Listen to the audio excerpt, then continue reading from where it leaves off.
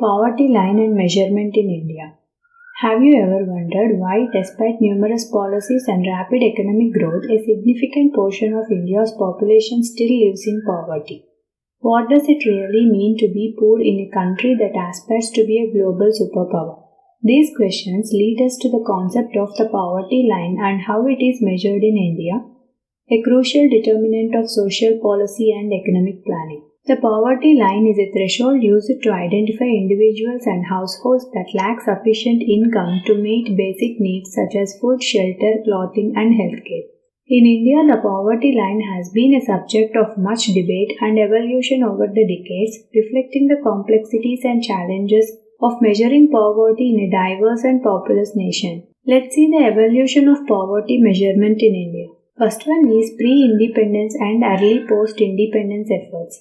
The concept of poverty line in India can be traced back to the pre-independence era. Dadabhai Naoroji, a prominent Indian economist, was one of the first to discuss poverty in the context of colonial exploitation. Post-independence, the Planning Commission took over the task of defining the poverty line.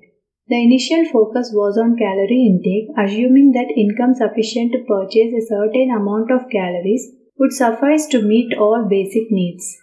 Second one is the Planning Commission's approach. In the 1970s, the Planning Commission officially adopted the poverty line based on the minimum calorie intake. It was set at 2,400 calories per person per day for rural areas and 2,100 calories for urban areas. The calorie intake was then converted into monetary terms, resulting in the establishment of different poverty lines for rural and urban areas.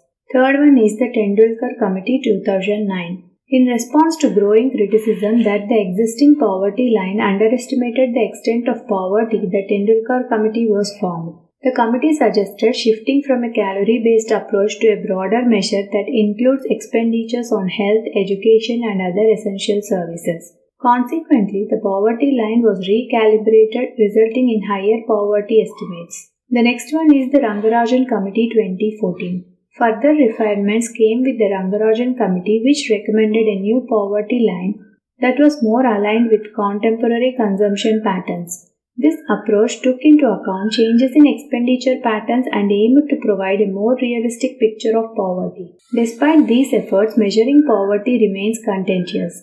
Critics argue that the official poverty lines are still too low, failing to capture the real extent of deprivation. Moreover, the methods used to calculate these lines often do not reflect the ground realities faced by the poor. First one is the Multidimensional Poverty Index. To address the limitations of income-based measures, the Niti Aayog has increasingly emphasized the use of Multidimensional Poverty Index. The Multidimensional Poverty Index considers multiple deprivations faced by individuals in health, education, and living standards, offering a more holistic view of poverty. Second one is the periodic surveys and data collection. Regular surveys conducted by the National Sample Survey Office and other agencies provide data that informs the poverty estimates. These surveys cover consumption, expenditure, employment, and other socio-economic indicators. Let's see the policy implications and the way forward. The definition and measurement of the poverty line have significant implications for policy formulation and resource allocation.